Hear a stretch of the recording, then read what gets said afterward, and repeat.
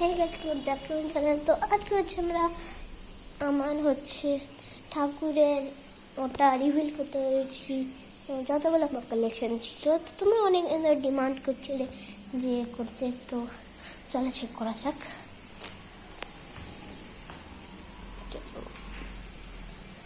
photo করেছি,